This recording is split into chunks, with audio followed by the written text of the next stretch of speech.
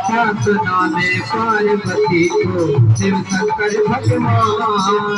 हमारे कथा को सुनते सुनते कान हुआ के पड़ गए तोता भूख लाले तोता हुआ के पड़ गए तोता भूख लाले तोता। बोले भोले बाबा की जय जय श्री राम। साधु जी सीताराम। भोजन को तो मोइना बोलो, कंपटीशन करवाया जाए, संख्या भी बढ़ गई है। एक तरफ मैया और एक तरफ बाबा। पहली बारी मैया की, ठीक है। बाबा थोड़े अब देखे बाबा जीते कि मैया जीते। साधु जी सीताराम। ध्यान रखियो तो आवाज तेज है, कहीं लगाइयो जोर, कहीं फूंक निकल जाए, हवा निकल जाए, कहीं न कहीं तो दांत ना आए। साधु जी सीताराम। प्रेम से बोलो राधे श्याम। राधे श्याम। कथा सुनाते सुनाते प्रसंग याद आ गो हमारे पुजारी के ऊपर। का काम करे हुआ तमाकू की पुड़ी आसिया लेके और जो डमरू से बजा तो रे। एक हमारा चेला चंगीला रमेश पुजारी एक बार गंगा जी नहाने के लिए आ गए हो। वहां जाके देखो गंगा जी के किनारे पे, उल्ले किनारे पे सब नहा रहे।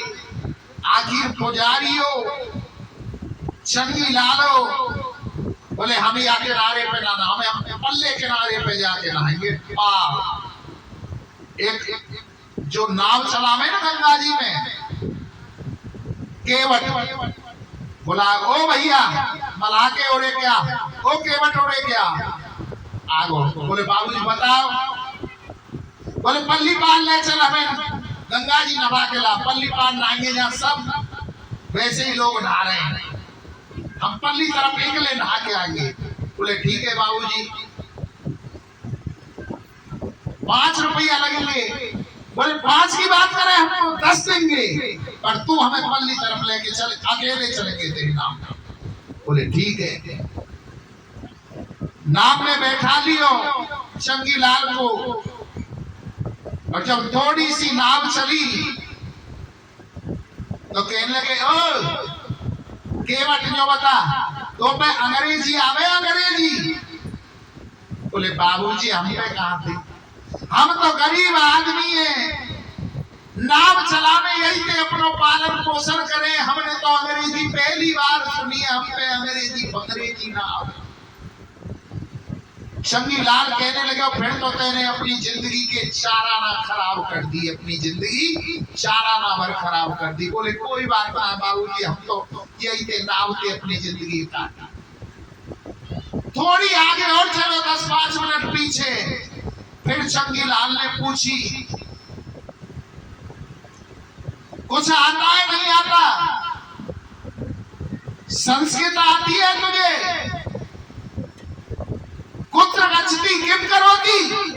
बोले बाबूजी आप कहा कह रहे हो, हमारे पल्ले कछु ना पड़ रही। हमने तो विद्यालय को बहु ना देखे, हमने तो बाबा दादान पे बस नाव चलानी सीखी, नाव चलानी आवे। बोले संस्कृत भी ना आवे तो तेने अपनी जिंदगी के 8 आना भर जिंदगी खराब कर दी। बोले कोई बात ना है बाबूजी, हम तो जीवन है यही बदल। थोड़ी और 10-5 मिनट वाले केवट ने अपनी नाव चलाई। रोले अच्छा तो जो बता तो पे चुर्री खानी आवे, अपनी जेब में दे चुर्री लकारी गुटका। बोले चुर्री खानी आवे, पान खाना आवे तो पे। बोले बाबूजी हमने कहा देखिए चुर्री पुर्री, इन चुर्री पुर्री में तो तुम ही खाओ, बड़े लोग खाओ। बोले चुर्री खानी भी ना आवे तो तेने अपनी जिंदगी के 12 भर खराब कर दिए। नाव बोले कोई बात ना। थोड़ी सी आगे नाव चली, भंवर में पड़ गई, नाव घूमन लगी गोल गोल। अब केवट कहने लगे, बाबूजी न्यों बताओ तुम्हें तैरना आवे कि ना आवे? अंग्रेजी आवे, संस्कृत आवे, चुर्री खानी आवे, क्या तुम्हें तैरना आवे? अब तो पंडित जी चंगीलाल कहने लगे, तैरनो तो भैया मुंह पे ना आवे। बोले तैरनो तो पे ना आवे तो तेने तो अपनी जिंदगी के 16 आना खराब कर रहा के। अब भैया तो कोई नहीं बचावे हो। अब तो वाने छलांग लगा दी केवट ने और शंगीलाल डूबन लगे। बोले भैया बचा ले बचा ले। बोले अब केगो गाय की बेइज्जती करेगो कि ना भैया कतई भी ना कहूंगा, आज ही छोड़ जाऊंगा यार। चुर्री पुर्री है सब है, छोड़ेगा चुर्री है। अब तो नहीं कथा में मिलावे हो, नहीं फिर कल को चंगीलाल तेरे ऊपर आवे हो। कहने का भाव हमारा ये है, अगर आप किसी कथा में कीर्तन में भगवान के उसमें बैठे हो तो इन चुर्री पुर्री ने मत खाए करो, भगवान को केवल गुणगान करे करो। श्री सूत जी वर्णन करते हैं कि मां पार्वती की नींद लग गई और तोता हुंकरा भर रहा है। 7 दिन की कथा पूरी हुई और जैसे ही भोले बाबा ने जयकारा लगाया, बोलो बाल कृष्ण कन्हैया लाल की जय। तो मैया पार्वती की नींद खुल गई और मैया पार्वती कहने लगी, बाबा मैत्री जी ने उद्धव जी से क्या कहा? बोले देवी तुम क्या कह रही है? ये तो पंचम दिवस की कथा में आता है, मैत्री उद्धव संवाद। अब तो कृष्ण जन्म होने के बाद में कथा पूरी भी हो गई। कृष्ण जन्म के बाद ये कथा आती थी, मैत्री संवाद वाली, उद्धव संवाद वाली। बोले कि महाराज मैंने तो वहीं तक कथा सुनी, बातें आगे कथा नहीं सुनी। बोले आपने वहीं तक कथा सुनी तो हुक्रा कौन दे रहा था? बोले बाबा ने चारों तरफ दृष्टि घुमा करके देखी तो उनके पीछे एक तोते का बच्चा बैठा हुआ और वो तोते का बच्चा हुक्रा दे रहा था। अब तो भोले बाबा को क्रोध आ गया, अपनी त्रिशूल उठा ली और पार्वती से कहा कि हे देवी अगर ये तोता सामने बैठ करके कथा को श्रवण करता तो मुझे कोई आपत्ति नहीं थी। इसने कथा की चोरी की है, इसलिए इसको मैं जीवित नहीं छोड़ूंगा। और भोले बाबा उस तोते को मारने के लिए अपने त्रिशूल को लेकर के उसके पीछे दौड़ लगाते थे। आगे आगे तोते का बच्चा उड़ रहा है और पीछे पीछे भोले बाबा, जिन्हें त्रिलोकी कहा जाता है, कालों का काल महाकाल कहा जाता है, आज वो भोले बाबा भी बोल गए कि जिसने अमर कथा को सुन लिया उसे कौन मार सकता है। कैलाश पर्वत से भद्रा का आश्रम में वो तोता उड़ करके आया और वहां पर महर्षि वेद व्यास जी की कुटिया थी जिसका नाम था सम्या प्रयास और उनकी पत्नी का नाम था विक्ता देवी। दोनों पति पत्नी विक्ता देवी और महर्षि वेद व्यास जी बात कर रहे थे। विक्ता देवी अपने स्वामी से हाथ जोड़ करके कह रही, स्वामी देखो वृद्धावस्था को हम होने को जा रहे हैं, अभी तक हमारे कोई संतान नहीं हुई है। महर्षि वेद व्यास जी कहने लगे कि देवी चिंता क्यों करती हो? जिस दिन ठाकुर जी की तुम पर कृपा होगी, परमात्मा की कृपा होगी, उस दिन तुम्हें संतान भी अवश्य प्राप्त होगी। ये बात कर ही रहे थे कि विकटा देवी को उबासी आ जाती है, और उबासी के लिए जैसे ही विकटा देवी ने अपने मुंह को खोला तो कैलाश पर्वत से वो तोता उड़ा उड़ा आ रहा था, और विकटा देवी का मुंह खुला हुआ देखा तो उसी में वो तोते का बच्चा समाहित हो जाता है, प्रवेश कर जाता है, गर्भ में चला जाता है। भोले बाबा ने देखा कि ये तोता का बच्चा तो स्त्री के गर्भ में चला गया। भोले बाबा वहीं से लौट गए, उनका क्रोध शांत हो गया। जिस गर्भ की शास्त्रों में निंदा की गई है, जिसे 100 से बुरा नरक बतलाया गया है गर्भ को, उस नरक को भी मेरे सुखदेव जी ने मंदिर बना लिया, और 12 वर्ष हो गए उसमें रहते रहते उसी के अंदर भगवान का भजन करते हैं, वेद ध्वनि को गाते हैं। उधर से वेद ध्वनि आती है। विकटा देवी एक दिन अपने स्वामी से, महर्षि वेद व्यास जी से हाथ जोड़ करके कहने लगी कि हे स्वामी, जो मेरे उदर में बालक है ये कोई साधारण बालक नहीं है। मेरे उदर से वेद मंत्रों की ध्वनि आती है। बोले हे देवी, ये कोई भगवान का बहुत बड़ा भक्त है। विकटा देवी कहने लगी कि हे स्वामी, आप इस बालक से कहो ना, 12 वर्ष हो गए मेरे उदर में रहते रहते, गर्भ में रहते रहते, ये बाहर आ जाए, जन्म ले ले। महर्षि वेद व्यास जी ने कहा कि हे बेटा, तुम्हारी मां को तकलीफ होती है, 12 वर्ष हो गए तुम्हें इस गर्भ में रहते रहते, अब तुम जन्म लेकर के बाहर आ जाओ। तो अंदर से आवाज आई कि हे पिताजी, मैं बाहर नहीं आऊंगा, क्योंकि बाहर विष्णु की माया है, और वो माया अपने जाल में ऐसा फंसा लेती है, जो मैं यहाँ भगवान का भजन करता हूँ ना, बाहर वो भजन नहीं करने देगी। महर्षि वेद व्यास जी कहने लगे कि हे पुत्र, मैं तुम्हें वचन देता हूँ, तुम्हारे ऊपर माया का कोई असर नहीं होगा,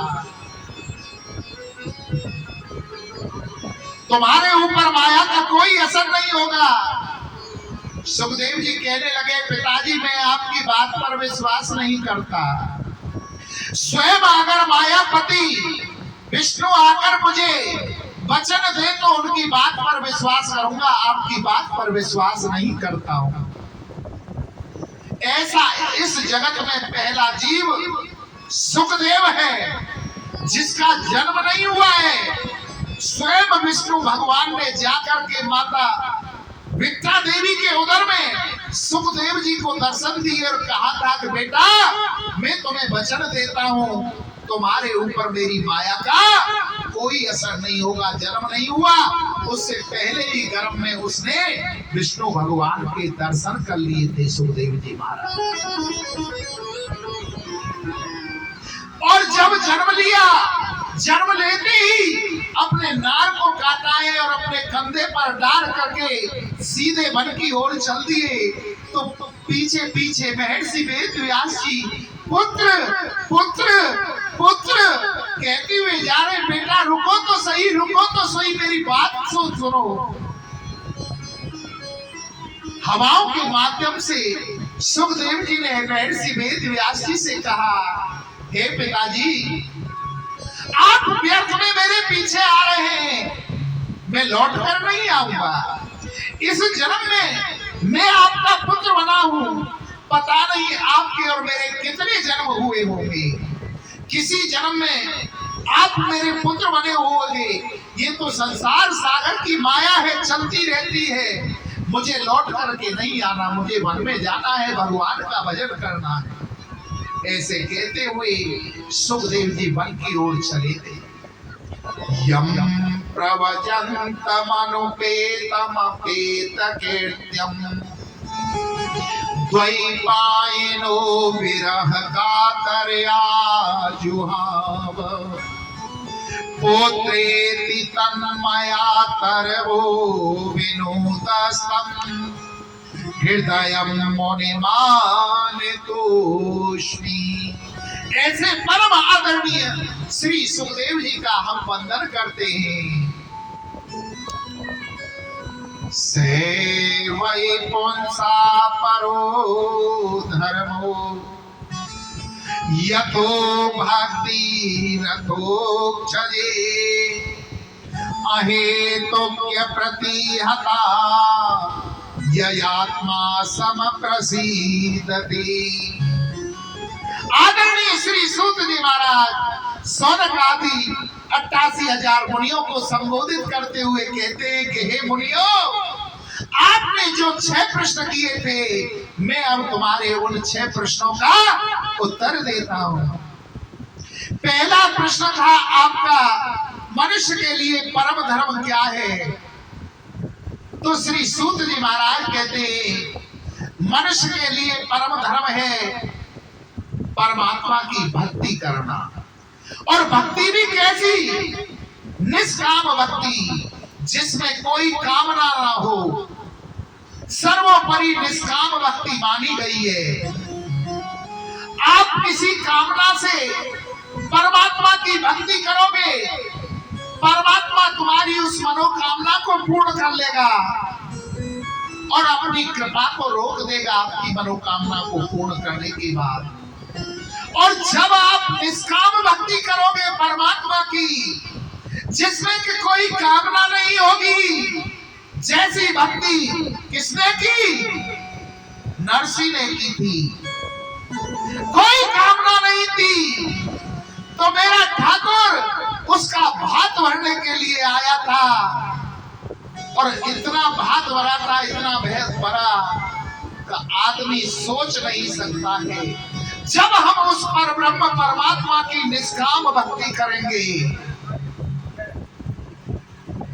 तो परमात्मा इतना देगा जिसका हम समाहित नहीं कर सकते हैं। इसलिए मनुष्य का परम धर्म यही है कि परब्रह्म परमात्मा की निष्काम भक्ति करे। दूसरा प्रश्न था आपका, जब हम मंदिर जाते हैं तो वहां बड़ी विडंबना देखने को मिलती है। कोई कहता है भोले बाबा सबसे बड़े, कोई कहता देवी मैया सबसे बड़ी, कोई कहता भैरव बाबा सबसे बड़े। तो श्री सूत जी महाराज कहने लगे, यथा तोर मूल विसेचने त्रप्तन्ते स्कंदतता भुजोपश्यः। जैसे एक वृक्ष होता है, वृक्ष के ऊपर अनेकों टहनियां लगती हैं, अनेकों पत्ते लगते हैं, अनेकों फल लगते हैं, परंतु उसकी मूल जड़ जो पृथ्वी में जाती है, जो जड़ को सींचती है, वो एक होती है। ऐसे ही जितने भी देवी देवता हैं, इनके मूल एक विष्णु भगवान हैं। उनके ही रूप अनेक हैं और गीता जी में स्वयं भगवान ने अपने मुख से कहा है, अनन्याश्चिन्तयन्तो माम् ये जना पुरपासते तेषां नित्याभियोक्तानां योगक्षेम्यहम्। कि मेरे अनेक रूप हैं, परंतु आप जिसे अपना एक इष्ट मानते हो, उसी के दर्शन मेरे अनेक रूपों में करो। जब माँ रुक्मणी कात्यायनी की पूजा करने के लिए गई, सामने मूर्ति किसकी थी? कात्यायनी माँ की। परंतु रुक्मणी जी किनसे प्रेम करती थी, किन्हें मानती थी? मेरे द्वारकाधीश गोविंद को और कात्यायनी मूर्ति के अंदर भी द्वारकाधीश के दर्शन हो रहे थे। इसलिए आप मेरे किसी भी रूप को मानो, परंतु जो अपना इष्ट आप अपने जीवन में मान लो, उसी के दर्शन उसने करते रहे। तीसरा प्रश्न था कि भगवान को अजन्मा कहा गया है, तो भगवान ने वसुदेव देवकी का पुत्र कैसे बना, अवतार कैसे लिया, दशरथ कौशल्या का पुत्र राम कैसे बना। तो श्री सूत जी महाराज कहते हैं कि जब जब धर्म की हानि होती है ना, तब तब प्रभु अवतार लेते हैं। और तुलसीदास बाबा ने भी रामचरितमानस के अंदर लिखा हुआ है, जब जब होए धर्म की हानि, असुर महाअभिमानियों, जब जब होए धर्म की हानि, बाढ़े असुर महाअभिमानी। राम सिया राम सिया राम जय जय राम, राम सिया राम जय जय राम। ओ मंगल भार्या मंगल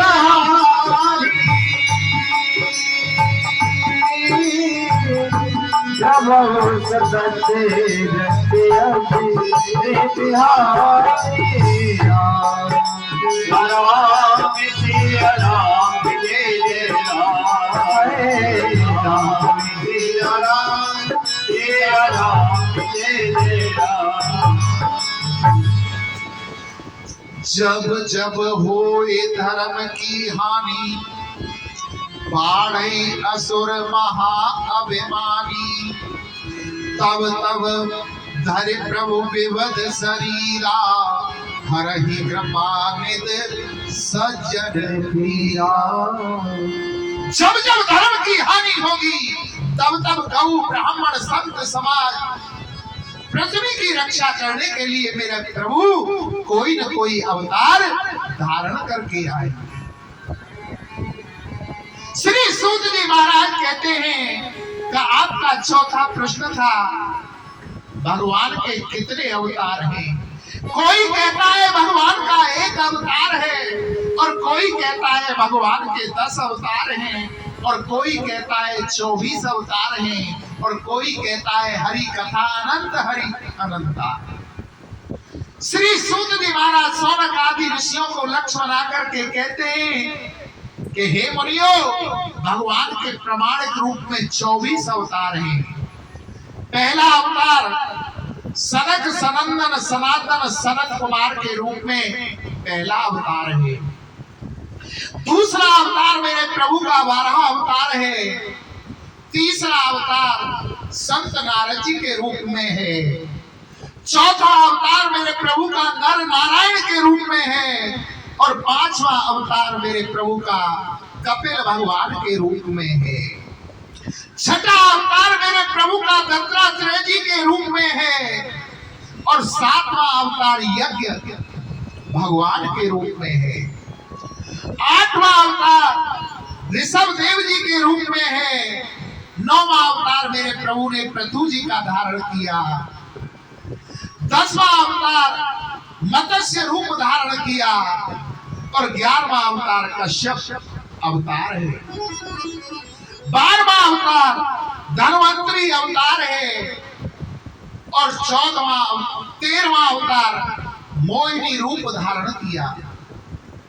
यहाँ आपको एक रहस्य की बात और बतला दूं, मोहिनी के ऊपर ध्यान आ गया। मोहिनी रूप किसने धारण किया था?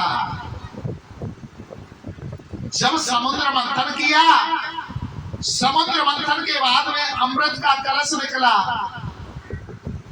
तो उस अमृत को बांटने के लिए विष्णु जी ने मोहिनी का रूप धारण किया, जिससे एक राक्षस उन पर मोहित हो गई।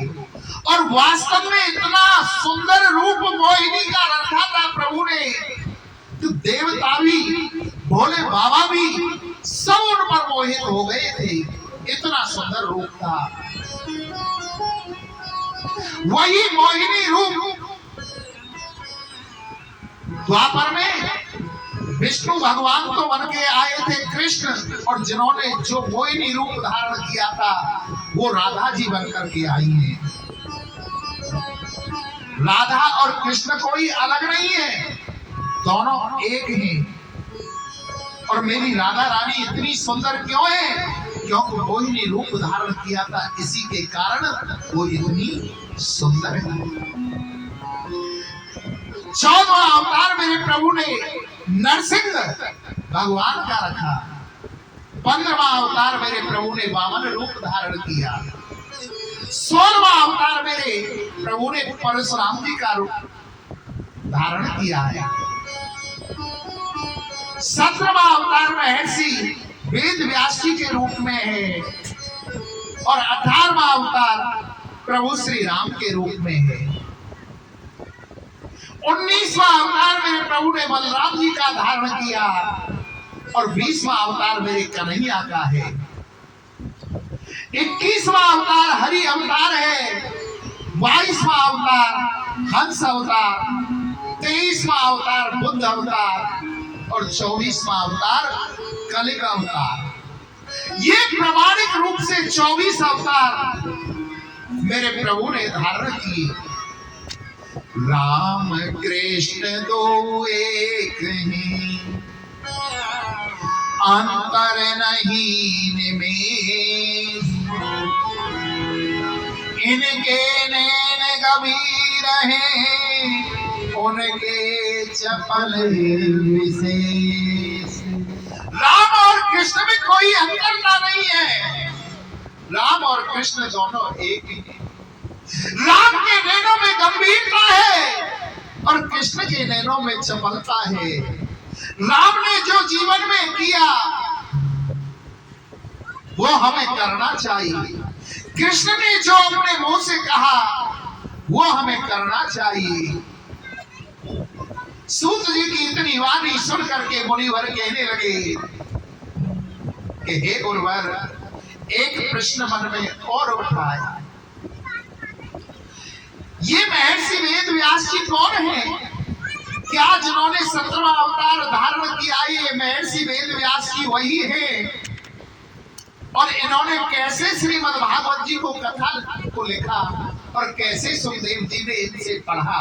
हमारे इस प्रश्न का उत्तर आप दीजिए। श्री सूत जी कहने लगे कि हे मुनिवर सुनो, बड़ा सुंदर आपने प्रश्न किया है। नारायण के पुत्र हुए ब्रह्मा, और ब्रह्मा जी के पुत्र हुए वशिष्ठ, वशिष्ठ जी के पुत्र हुए शक्ति, और शक्ति के पुत्र हुए पराशर, पराशर के पुत्र हुए महर्षि वेद व्यास। महर्षि वेद व्यास जी का जब जन्म हुआ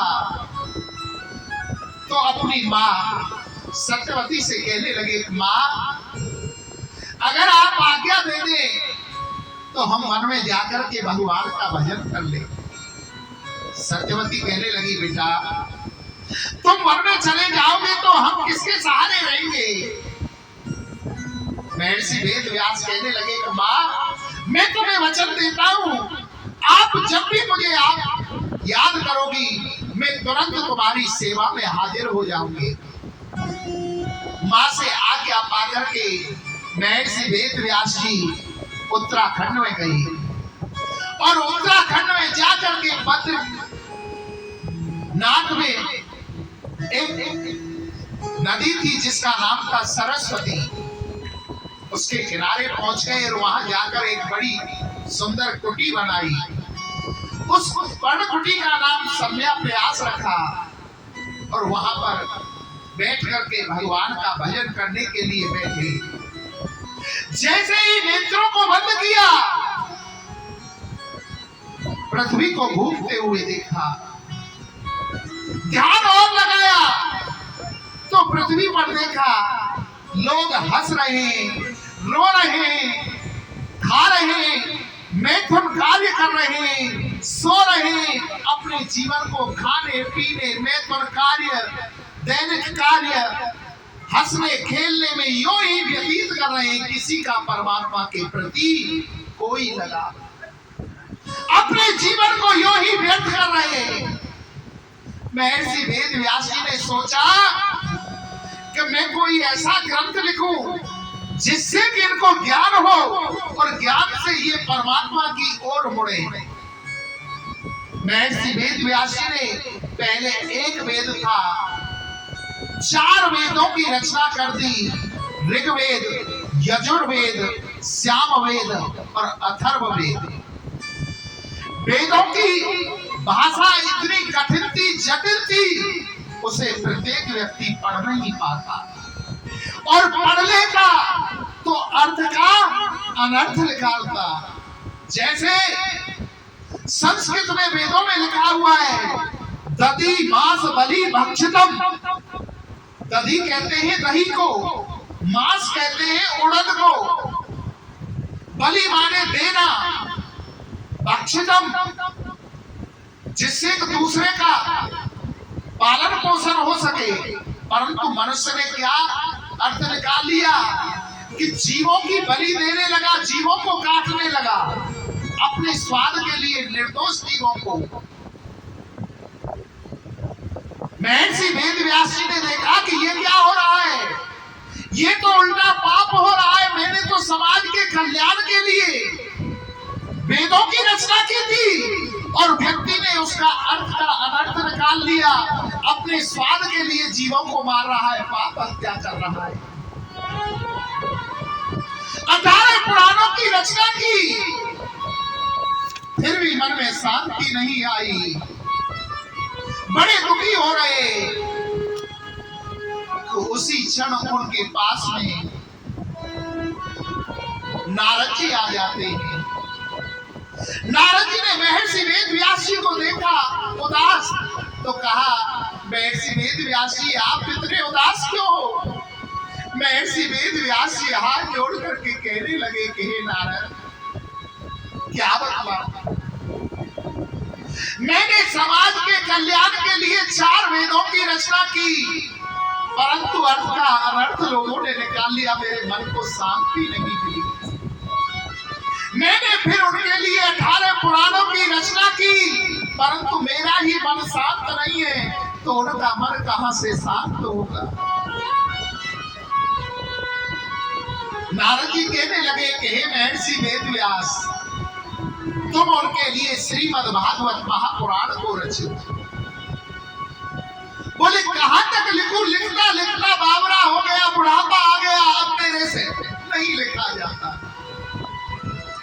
नारद जी कहने लगे कि हे महर्षि वेद व्यास जी, आज आपके ऊपर एक गुरु की कृपा हो रही है, एक संत की कृपा हो रही है। महर्षि वेद व्यास जी कहने लगे कि हे नारद जी, ये मत बतलाओ गुरु कृपा, संत कृपा बड़ी होती है कि भगवान की कृपा बड़ी होती है? तो नारद जी के मुंह से निकल गई, गुरु कृपा बड़ी होती है। और एक साहित्यकार ने भी लिखा है, गुरु गोविंद दो खड़ी काके लागू पाए, बलिहारी गुरु आपने जो गोविंद दियो मिलाए। गुरु की कृपा बड़ी होती है, क्योंकि गुरु के दिए हुए मंत्र से हम उस गोविंद को पा लेते हैं, इसलिए गुरु कृपा बड़ी है। और मेरे सतगुरु हैं लग रे, सुनन मेरी रगदारी।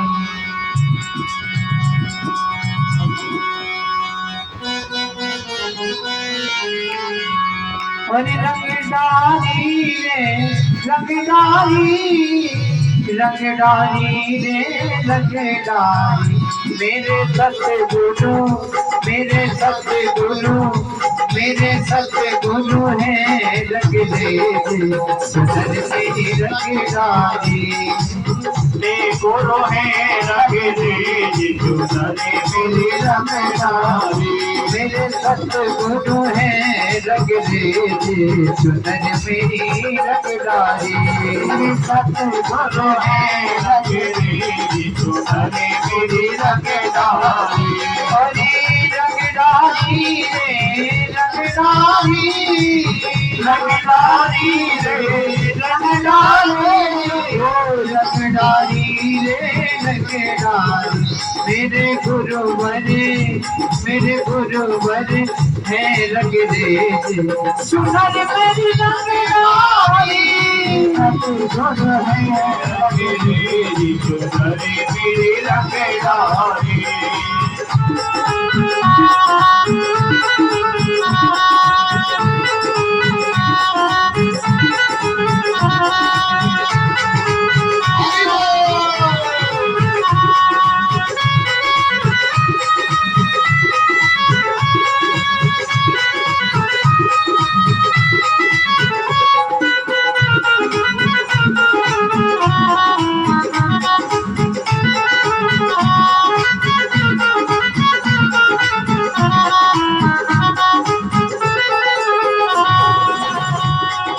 सतगुरु ने सुनर रंग दीनी सतगुरु चतुर सुजान। सतगुरु ने सुनर रंग दीनी सतगुरु चतुर सुजान। सतगुरु ने सुनर रंग दीनी सतगुरु चतुर सुजान।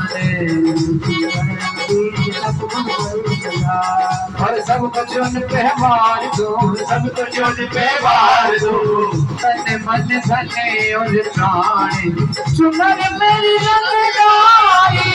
सतगुरु हैं रंग दे सुनर मेरी रंगदारी। हरी रंगदारी रे रंगदारी, रंगदारी रे रंगदारी, रंगदारी रे रंगदारी। मेरे गुरुवर है रंग दे सुनर मेरी रंगदारी। सतगुरु हैं रंग दे सुनर मेरी रंगदारी।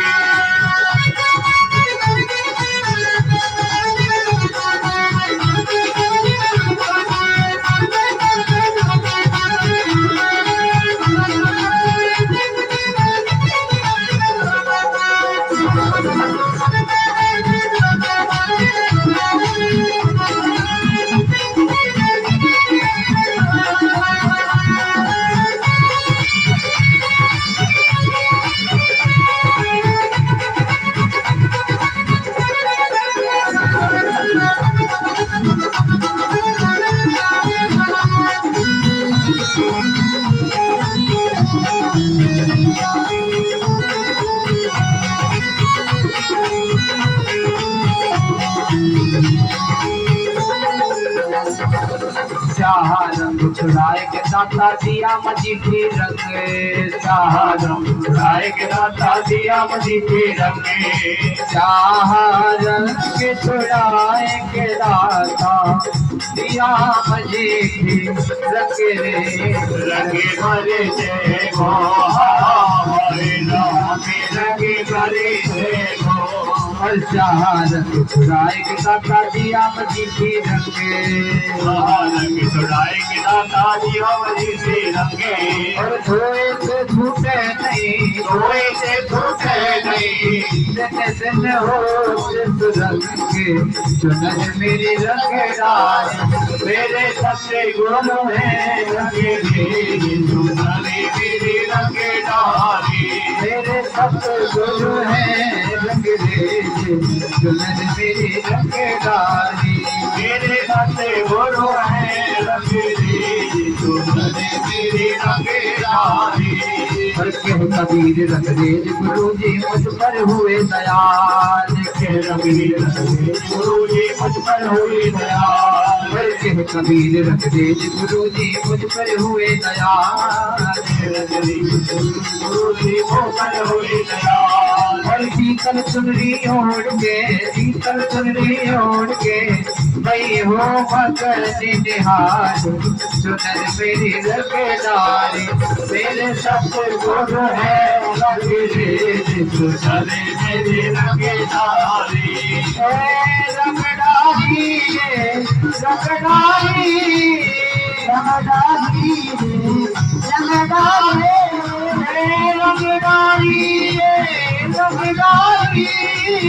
रखदारी रखदारी सतगुरु है रंग दे सुनर मेरी रखदारी मेरे सतगुरु है मेरी सुनर मेरी रखदारी मेरे सतगुरु मेरे गुरु बने रंग दे सुनर मेरी रखदारी बोलो गुरुदेव भगवान की जय जय जय श्री राधे श्याम। साधु जी सीताराम सीताराम प्रेम से बोलो राधे श्याम राधे श्याम। नारद जी कहते हैं कि हे महर्षि वेद व्यास जी, गुरु की कृपा बड़ी होती है। मैं और किसी की नहीं कहता, अपनी कहता हूं। जब मेरे जीवन में संत गुरु महात्मा आए, मैं पूर्व जन्म में दासी पुत्र था और जब संतों की गुरुओं की मेरे ऊपर कृपा की, मैं दासी पुत्र से संत नारद बन गया। देवदत्ताम्य महावीरा स्वरे ब्रह्म विभूषिता मूर्छयत्वा हरि कथा कामस्य मानस चराम्यहम्। जब गुरुओं की कृपा हुई तो देवों ने मुझे वीणा दे दी, सरस्वती जी ने सुर दे दिया, जिसके कारण मैं हर समय प्रभु की कथा को गाता हूं।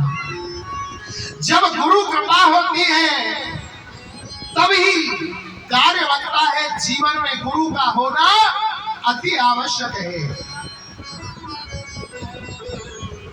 व्यक्ति को जीवन में गुरु अवश्य बनाना चाहिए और गुरु की कृपा से मनुष्य परमात्मा को प्राप्त कर जाता है। हे महर्षि वेद व्यास जी, मेरे पिता ब्रह्मा जी को नारायण ने चतुश्लोकी भागवत प्रदान की और ब्रह्मा जी ने मुझे प्रदान की।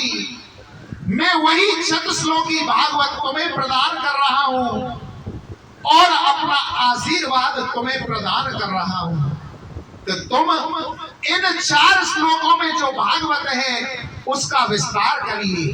आज नारद जी ने महर्षि वेद व्यास जी को चतुश्लोकी भागवत प्रदान कर दी। अब महर्षि वेद व्यास जी ने उनका विस्तार करना प्रारंभ किया 4 श्लोकों का। और गुरु की कृपा जब उनके ऊपर हुई, जैसे हमारे पुजारी के ऊपर उनके गुरु सरस्वती जी महाराज जी की कृपा हुई, तो आज ये मूर्खानंद आपको दोबारा कथा सुनाने को आ गया गुरु की कृपा से।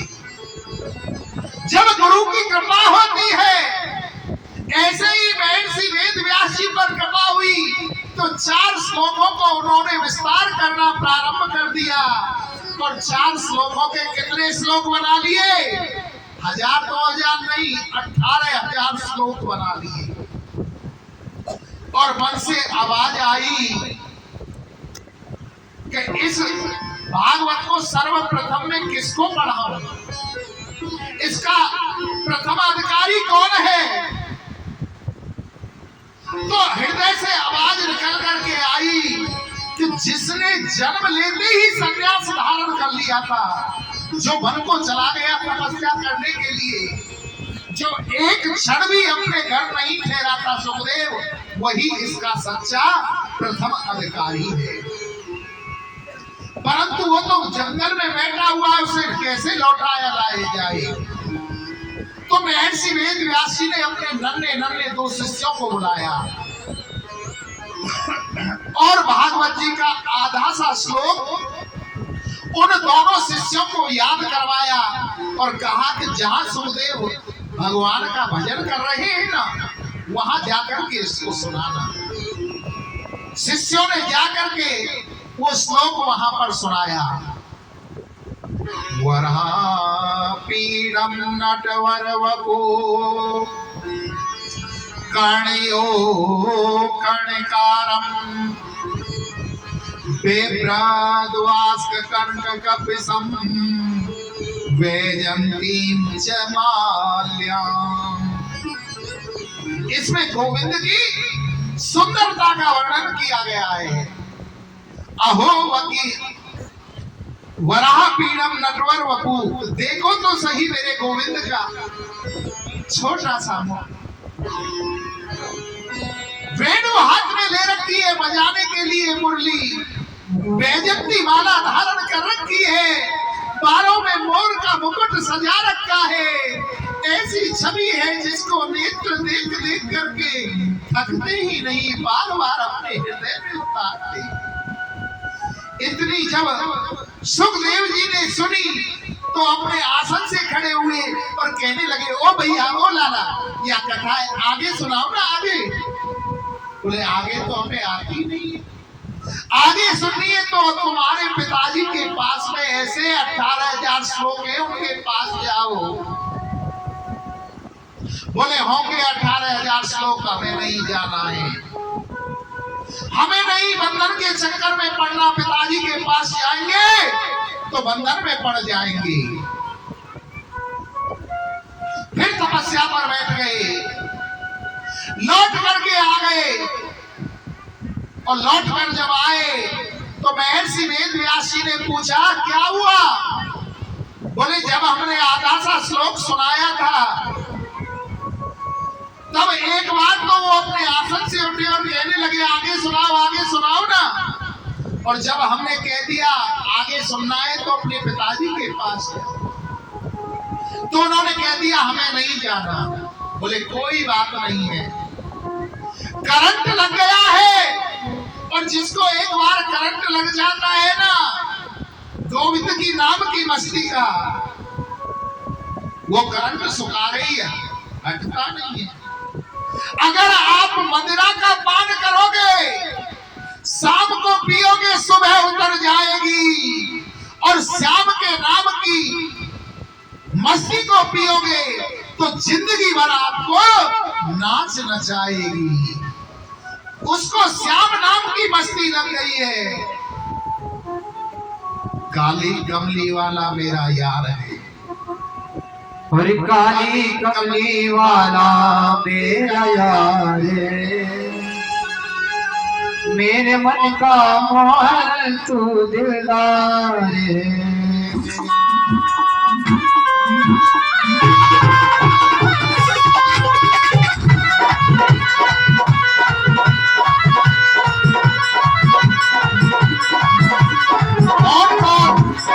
काली कमली वाले को अपना मन का मोहन मानते हैं, एक बार हाथ उठाओ। सब मानते हो तो आगे आगे दिखाओ कौन कौन उसको काली कमली वाला है। काली कमली वाला मेरा यार है। देखो हमें ये पता नहीं है कि हम नाचने कूदने से कोई दिक्कत तो नहीं है। कोई ना, बहुत बढ़िया तरह नाचेंगे। हमारे महाराज जी कहते हैं कि भाई जो भगवान की कथा में नृत्य करता है ना उसको 84 के चक्कर में नहीं नाचना पड़ता है, और जाको भी मन करे करे। और ये तो भागवत को रसे जी, हम या हमारे ना कह रहे हैं कहीं तुम कोई बुरा मान लो। जिसको भी मन करे वो खड़े होकर के नृत्य कर सकता है, ऐसी कोई बात नहीं है। और काली कमली वाला मेरा यार है, मेरे मन का मोहन तू दिलदार है।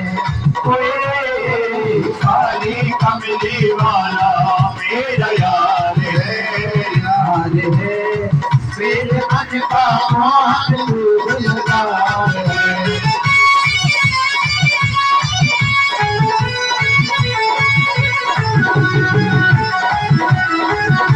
हरि बोल।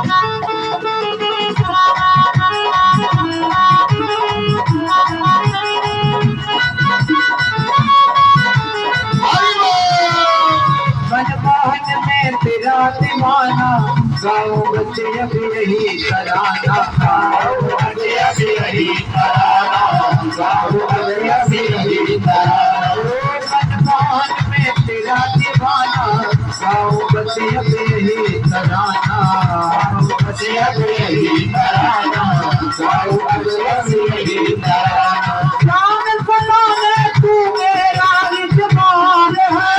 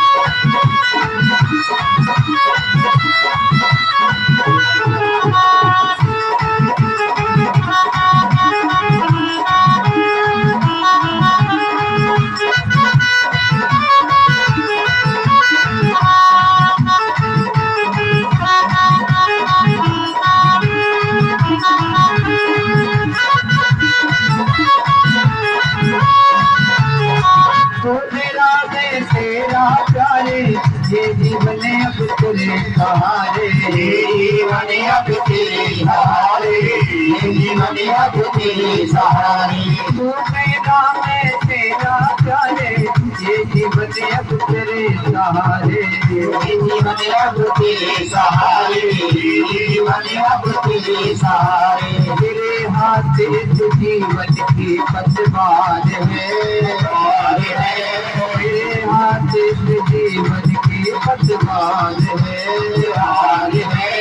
मेरे मन का मोहन तू दिलदार है खाली अपनी गाना मेरा यार है मेरे मन का मोहन तू दिलदार है।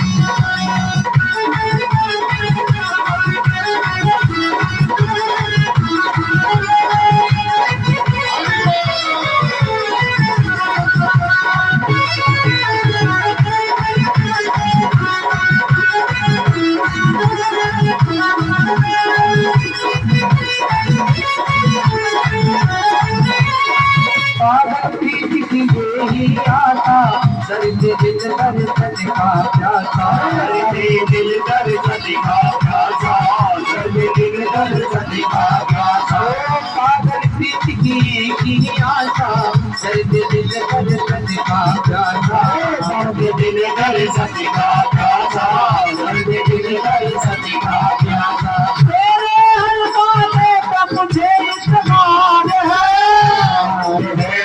तेरे हर बाते का मुझे इत्मीनान है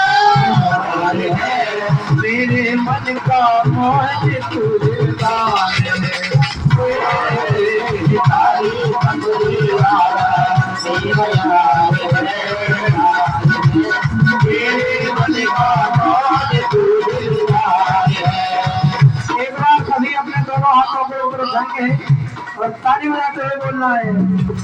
तुझको अपना मान दिया है, ये जीवन तेरे नाम किया है, ये जीवन तेरे नाम किया है, ये जीवन तेरे नाम किया है। तुझको अपना मान दिया है, ये जीवन तेरे नाम किया है, ये जीवन तेरे नाम किया है, ये जीवन तेरे नाम किया है।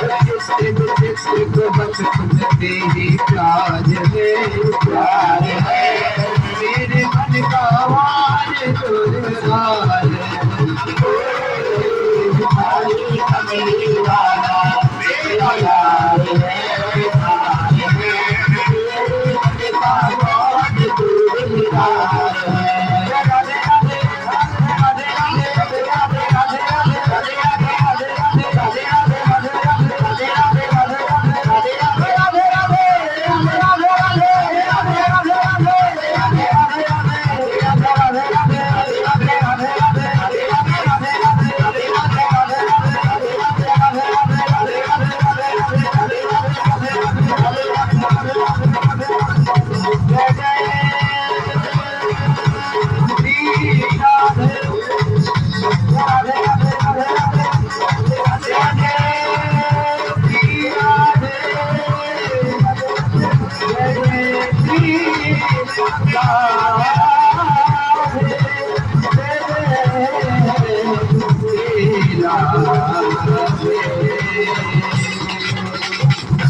गोविंद भगवान की, राजी महाराज की जय। जय श्री राम। चलवान जी हम देंगे, मौका देंगे, रुको भूमिका बना के देंगे तुम्हें।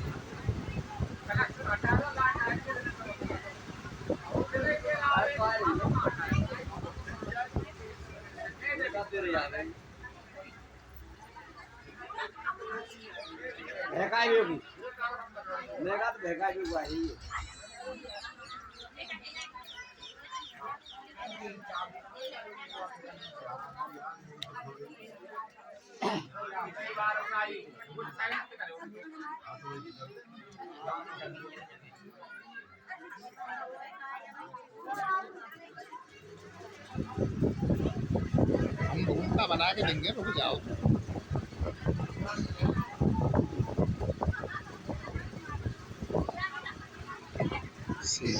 गुरु आनंद कंद भगवान की जय। जय श्री राधे श्याम। साधु जी सीताराम सीताराम, प्रेम से बोलो राधे श्याम। राधे श्याम। सच सच बताना, आनंद आ रहा है नहीं आ रहा? आ रहा है।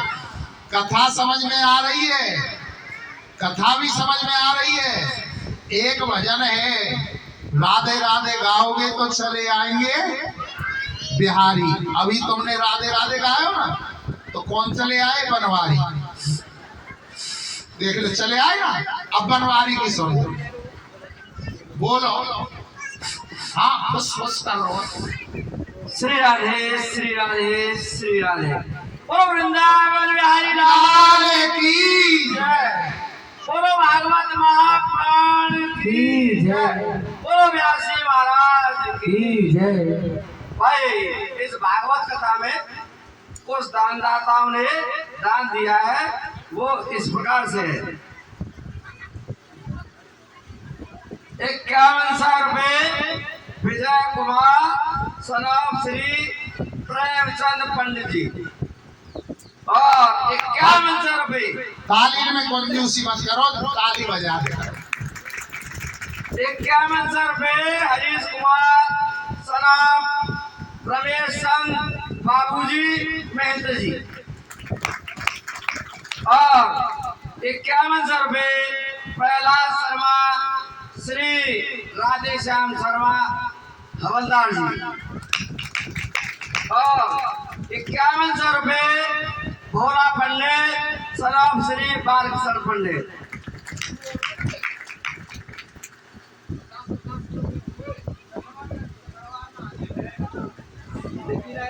लिख ही ना रही भैया। भोला पंडित के 50 करो गए हूँ और 51 रुपए और 5100 रुपए 50 किलो गेहूं। Radha Rani wife of Dineshan Shastri. ये इस प्रकार से दान है। सभी दानदाताओं के लिए बहुत बहुत धन्यवाद।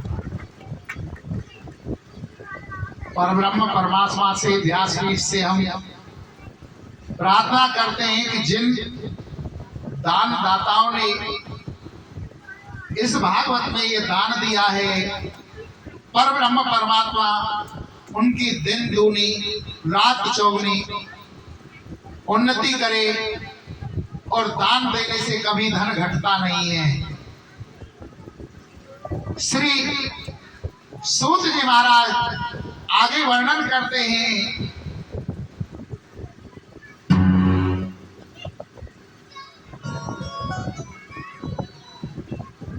महर्षि वेद व्यास जी ने जब पूछा अपने शिष्यों से कि सुखदेव जी को आपने श्लोक सुनाया, बोले हाँ।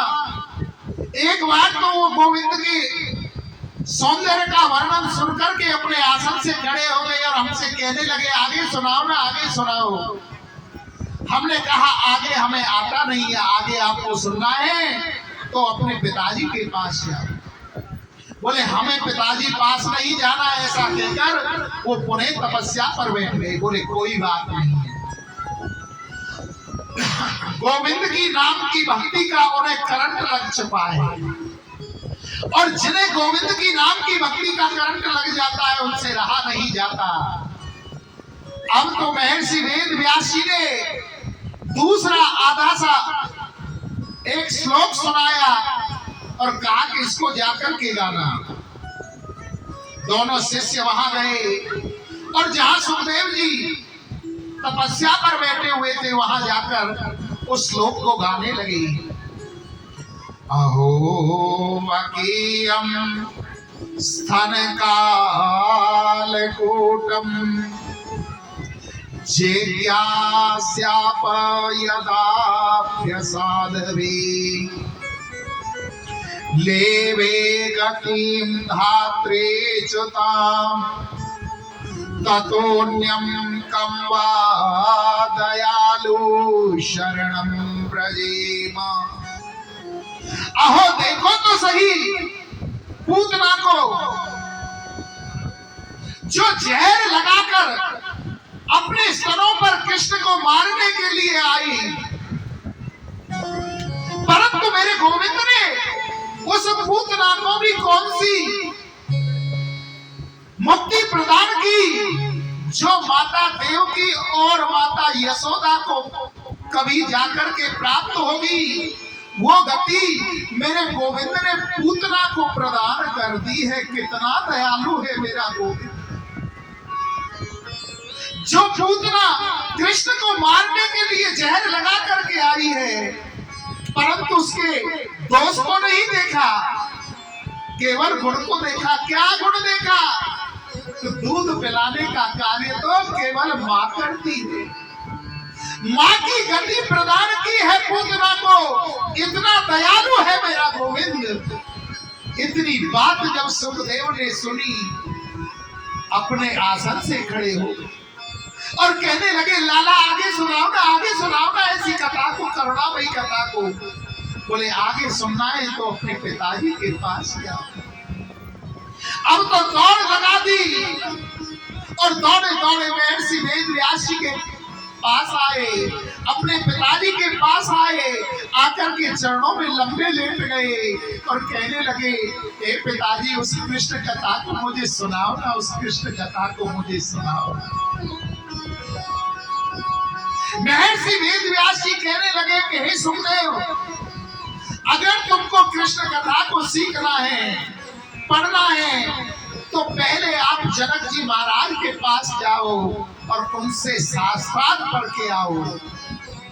जब जनक जी महाराज कहते थे कि आपने काम को, क्रोध को, मद को, लोभ को, द्वेष को, ईर्ष्या को जीत रखा है, तो मैं आपको श्रीमद् भागवत कथा पढ़ाऊंगा।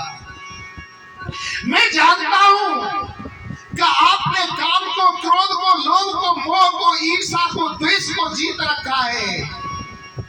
परंतु आगे कलयुग आएगा और कलयुग में लोग कह देंगे अपनी छाछ को कौन खट्टी बताता है, अपने पुत्र में कौन अवगुण निकालता है।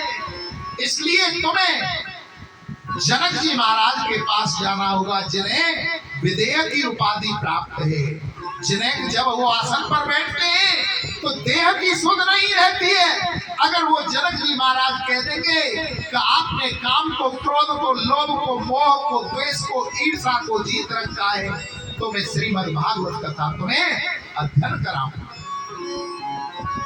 आज पिताजी की ऐसी आज्ञा को पाकर के सुखदेव जी महाराज जनक जी के पास चल दिए और जनक जी के पास में महर्षि वेद व्यास जी ने पहले ही सूचना भिजवा दी कि मेरा पुत्र तुम्हारे पास शास्त्रार्थ के लिए आ रहा है, पूर्णतः परीक्षा ले लेना। उसने काम को, क्रोध को, लोभ को, द्वेष को, ईर्ष्या को जीत रखा है कि नहीं। जनक जी महाराज के द्वार पर पहुंचे सुखदेव और द्वारपालों से कहा कि जनक जी महाराज को हमारा प्रणाम कहना और कहना महर्षि वेद व्यास के पुत्र सुखदेव उनसे साक्षात करने के लिए आए। द्वारपालों ने जाकर के सूचना दी तो जनक महाराज ने कह दिया कि अभी 5 दिन के लिए हमारे पास समय नहीं है, 5 दिन बाद उनसे साक्षात कर देंगे। 5 दिन बाद आए।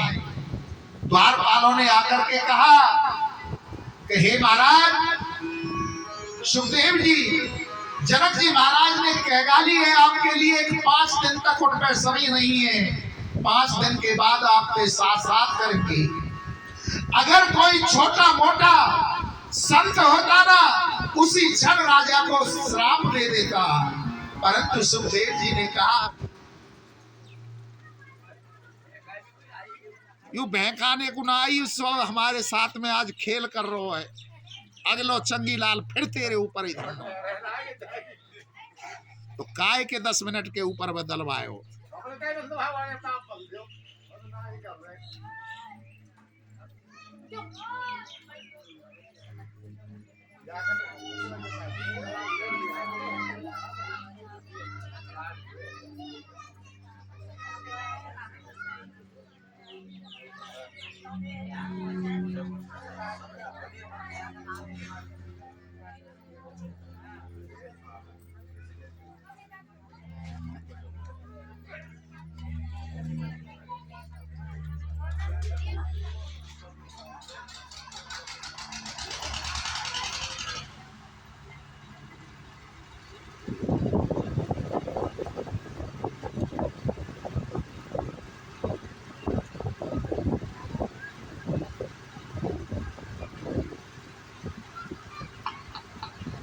बोलो आनंद कंद भगवान की जय। जय जय श्री राधे श्याम। अगर छोटा मोटा संत होता, उसी क्षण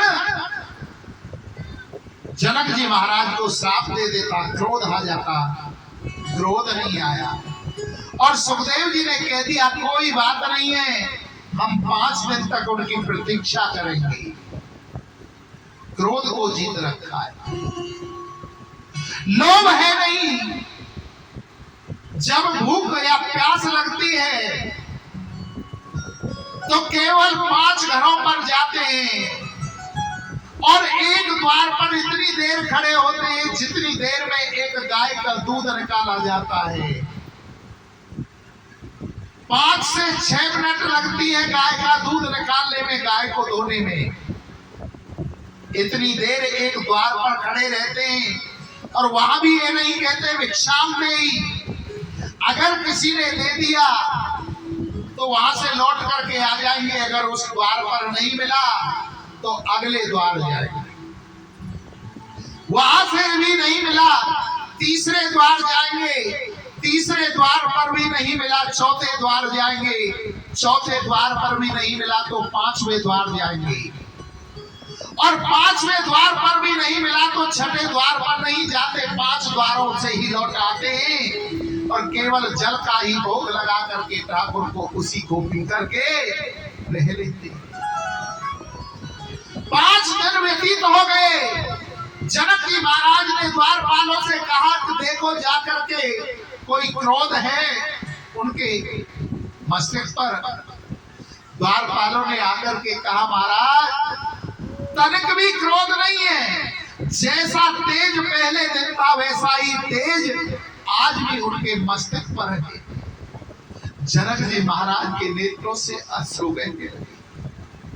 कहने लगे कि मैं महर्षि वेदव्यास जी के कहने पर एक कैसे संत का परीक्षण कर रहा हूं, परीक्षा ले रहा हूं, जिसने काम को, क्रोध को, लोभ को, द्वेष को, सबको जीत रखा है और मैं उसकी परीक्षा ले रहा हूं। द्वारपालों से कहा तूने अंदर ला। अंदर लेकर के आए। दास दासियों को सेवक के लिए कह दिया कि इनको जलपान कराओ। दासियां जल लेकर के आती हैं, पान लेकर के आती हैं और उनसे आलिंगन करके बैठती हैं, जल पिलाती हैं, पान खिलाती हैं। परंतु सुखदेव जी तो स्त्री पुरुष के भेद को जानते ही नहीं थे। उन्होंने काम को, क्रोध को, लोभ को, मोह, ईर्ष्या सबको जीत रखा था।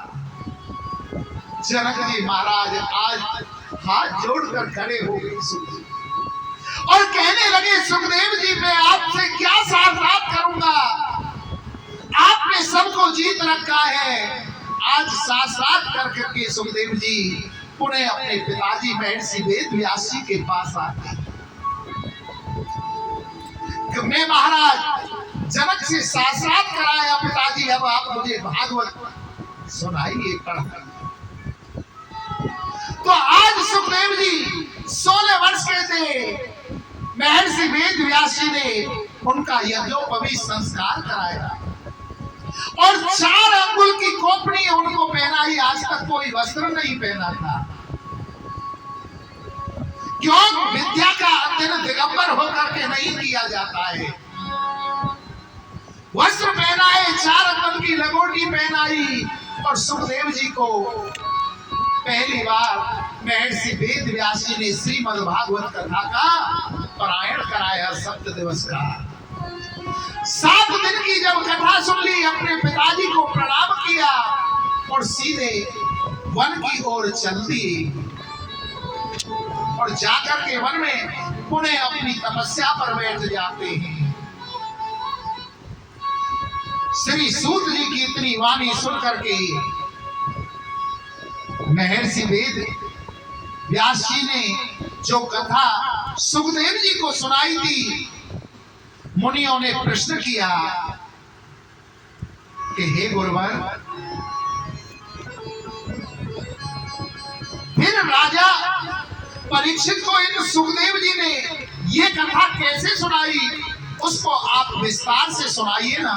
एक एक गांठ खुलती जा रही है कथा की। कहां से कथा प्रारंभ हुई, कैसे कैसे किसने सुनी और किसको सुनाई जा रही है।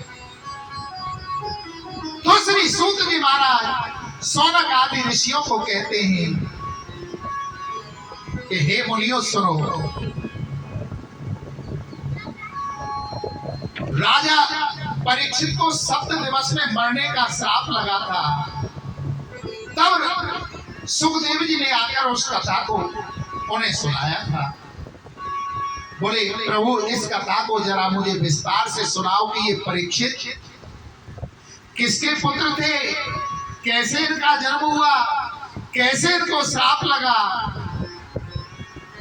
और कैसे सुखदेव जी ने आकर इनको कथा सुनाई। श्री सूत जी कहने लगे कि हे मुनिवरो सुनो, कौरव और जब पांडवों का युद्ध चल रहा था, सारे कौरव मारे गए, केवल दुर्योधन बचा था और दुर्योधन की जंगा को भी भीम ने तोड़ दिया। युद्ध भूमि में अकेला पड़ा हुआ है, तड़प रहा है। रात्रि वेला में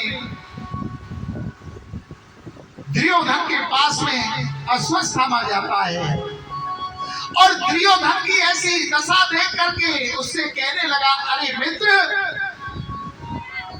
तुम्हारी ये दशा किसने की है? दुर्योधन कहने लगा, मित्र अश्वत्थामा, मेरी जंगा को भीमसेन ने तोड़ दिया है। अगर आज मैं आपसे कुछ मांगू तो क्या आप मुझे दोगे? अश्वत्थामा ने कहा, मित्र, मरते हुए की इच्छा को पूरा करना बड़ा पुण्य माना जाता है। आज आप जो भी मुझसे मांगोगे मैं तुम्हें दूंगा। अश्वत्थामा की ऐसी वाणी सुनकर के दुर्योधन कहने लगा कि हे मित्र, मैं महाभारत का युद्ध तो हार चुका हूं, केवल इतना चाहता हूं कि आज रात्रि में सोते हुए पांडवों के तुम शीश काट लाओ तो मैं समझूंगा कि मैंने सारा महाभारत जीत लिया। अश्वत्थामा ने कहा, मित्र, तुम चिंता मत करो, आज रात्रि में ही मैं 5 पांडवों के शीश को काट लाऊंगा। अपने मित्र दुर्योधन का ऐसा आश्वासन देकर के और अश्वत्थामा रणभूमि से पांडवों के शिविर की ओर चल देता है। उधर पांडव तान दुपट्टा सो रहे थे और गोविंद उनका पहरा दे रही थी। जाको राखे साइया, मार सके ना कोई, पालन बाका कर सके जो जग बैरी हो। जिसका रखवाला स्वयं सावरिया मेरा गोविंद है, मेरा ठाकुर है, उसे कौन मार सकता है? रात के 2 बजे अर्जुन की आंख खुली और अर्जुन ने देखा कि गोविंद उनका पहरा दे रहे हैं।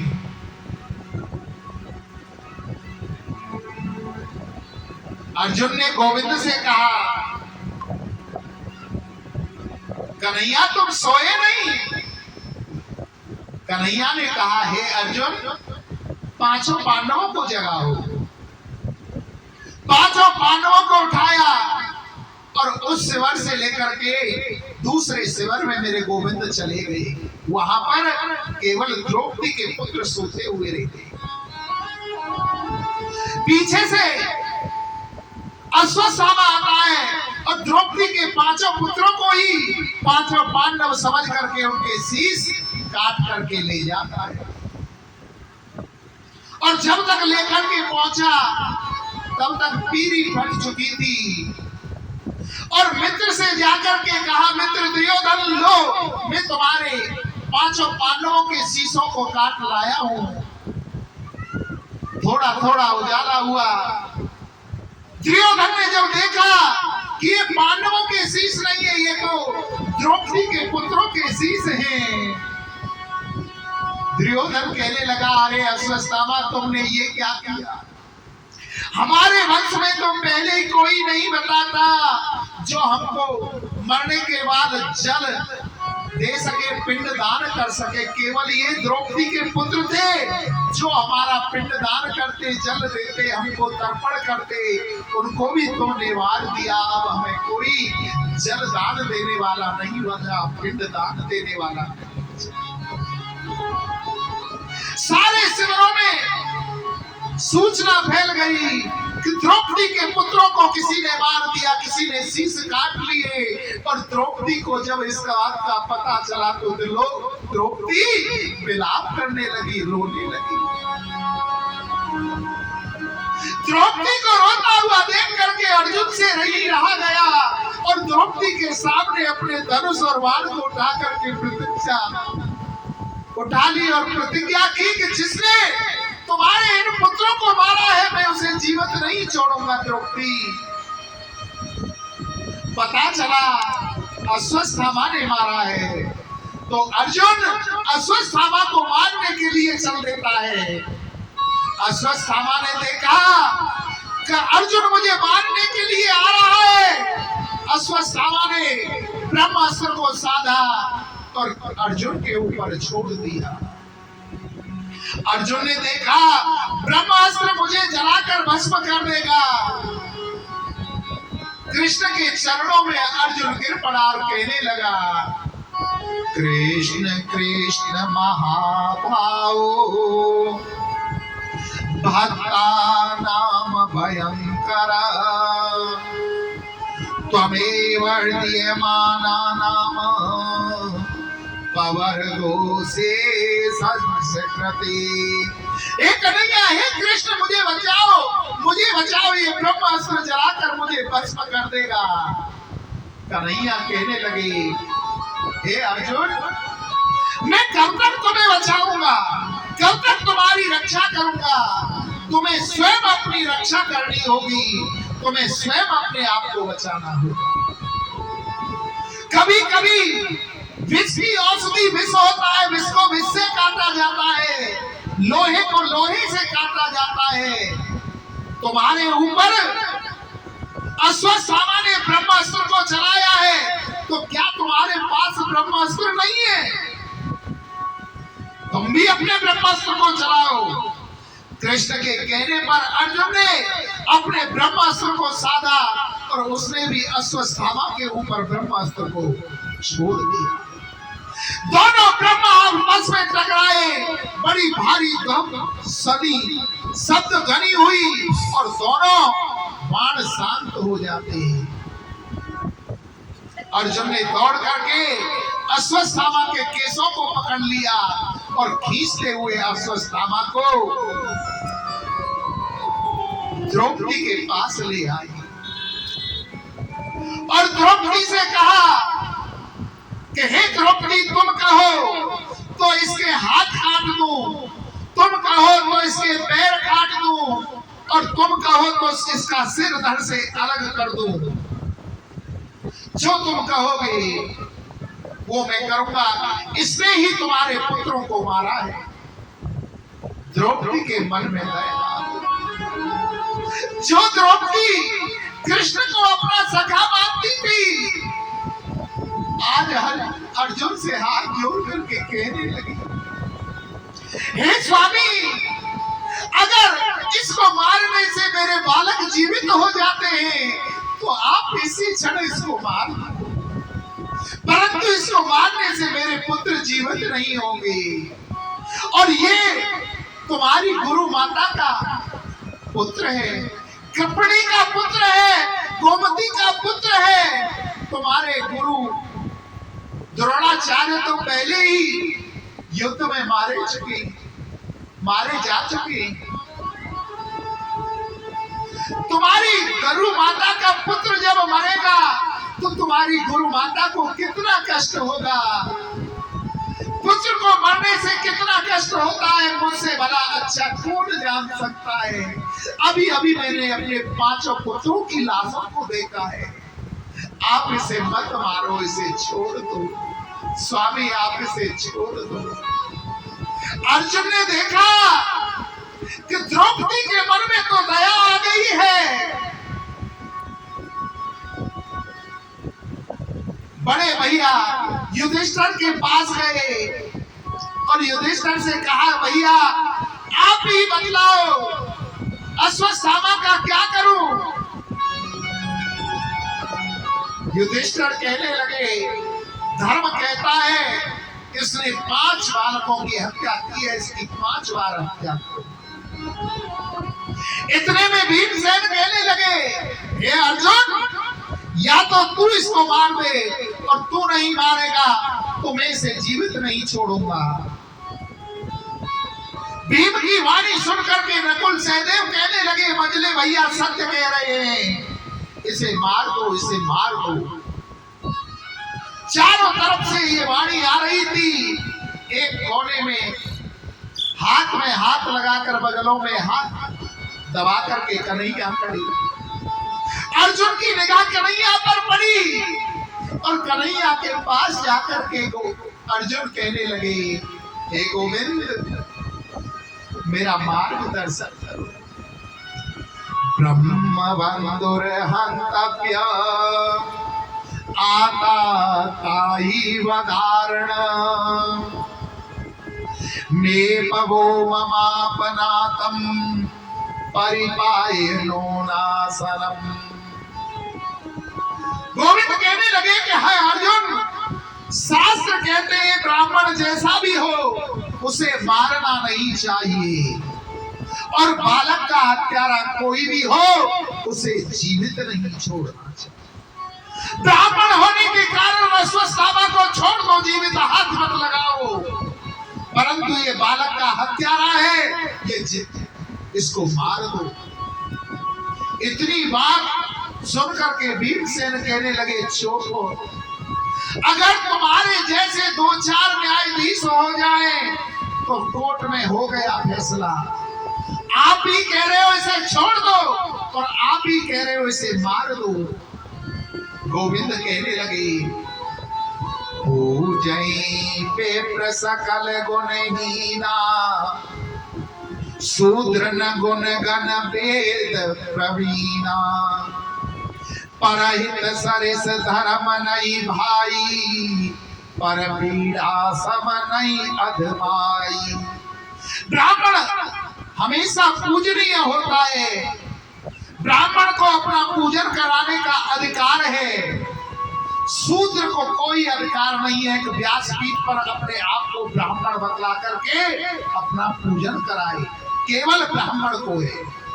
और जाति का साधु संत महात्मा हो सकता है, साधु संत की कोई जाति नहीं होती। ब्राह्मण का अधिकार तो केवल ब्राह्मण को है। इस व्यासपीठ की मर्यादा है, आज प्रत्येक जाति का व्यक्ति इस पर बैठ करके कथा को कर रहा है, वो मर्यादा को भंग कर रहे हैं। आप साधु संत बन जाओ, प्रवचन करो, उसमें कोई दोष नहीं है। अगर आप झूठ बोल करके अपने आप को ब्राह्मण बताकर अपना पूजन कराओगे तो 7 पीढ़ियों को नरक में भेजोगे आप। ये ब्राह्मण है, इसको मत मारो, परंतु बालक का हत्यारा है, इसे जीवित मत छोड़ो। ब्राह्मण की हत्या होती है, उसका अपमान हो जाना ही हत्या के बराबर माना जाता है। ए अर्जुन, तुम इसके आदि दाढ़ी आदि मूंछ मोड़ लो और इसके मस्तक में जो मणि लगी हुई है उसको निकाल लो। कृष्ण का ऐसा कहने पर अर्जुन ने अश्वत्थामा के आधे बाल मोड़ दिए, आधी दाढ़ी मूंछ मोड़ दी और मस्तक में जो मणि लगी हुई थी उसको निकाल लिया और जीवित छोड़ दिया। अश्वत्थामा को शुक्रगुजार होना चाहिए था कि उसने पांडवों के 5 पुत्रों को मारा, फिर भी उसे जीवित छोड़ दिया, परंतु अश्वत्थामा तो और चलने लगा पांडवों से।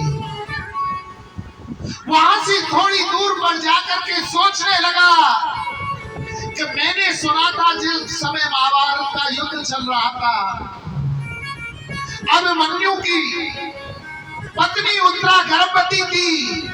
अभिमन्यु तो पहले ही मारा गया, अब केवल पांडवों में उत्तरा के गर्भ में एक बालक है, उस बालक को मैं जीवित नहीं छोड़ूंगा, और जब वो बालक भी मर जाएगा तो कोई पांडवों में जल देने वाला, पिंडदान करने वाला नहीं बचेगा। आज अश्वत्थामा ने दूर से ही ब्रह्मास्त्र को साधा और उत्तरा के गर्भ के ऊपर छोड़ दिया। वो ब्रह्मास्त्र आकर के उत्तरा के गर्भ को नष्ट करने लगा तो उत्तरा गोविंद के पास जाकर के कहने लगी, पाहि पाहि महायोगी देव देव जगत्पते, नान्यम पश्यम पश्यम यत्र मृत्यु परस्परम। हे गोविंद, मेरे प्राणों की रक्षा करो, ये ब्रह्मास्त्र मेरे गर्भ को नष्ट कर रहा है। मैं मर जाऊं उसकी मुझे चिंता नहीं है, परंतु मेरे उदर के अंदर पांडवों का वंश है, अगर ये भी नष्ट हो गया तो पांडवों का वंश नष्ट हो जाएगा। आप कैसे भी इस बालक को बचा लो, इस बालक को बचा लो। गोविंद ने कहा, बहन उत्तरा, अपने मन में तुम जरा मात्र शक्ति भाव लाओ, मात्र भाव लाओ। उत्तरा ने जैसे ही मात्र भाव लाए कि मेरे गोविंद सूक्ष्म रूप धारण करके उत्तरा के गर्भ में जाकर उस बालक की रक्षा करते हैं। सुदर्शन चक्र से उस ब्रह्मास्त्र को नष्ट कर दिया। ऐसा जगत में दूसरा जीव वो बालक है, उस बालक का क्या नाम है? परीक्षित, जिसका अभी जन्म नहीं हुआ, गर्भ के अंदर ही परब्रह्म परमात्मा का जिसने दर्शन कर लिया, तीनों लोकों के स्वामी का दर्शन कर लिया। पहला बालक कौन था ऐसा जिसने गर्भ में दर्शन किया? आज की कथा में बताया था, अगर ध्यान से सुनी हो तो बताओ, सुखदेव। और दूसरा बालक परीक्षित। एक रूप में गोविंद बाहर खड़े हैं और दूसरे रूप में गोविंद अंदर रक्षा की। आज परीक्षित के जीवन पर शस्त्र से प्रहार हुआ तो मेरे गोविंद शस्त्र से जाकर उसकी रक्षा की है, सुदर्शन उसके बचाया है। पूछा, उत्तरा अब कैसे लग रहा है? उत्तरा ने कहा कि अब मेरा गर्भ सुरक्षित है।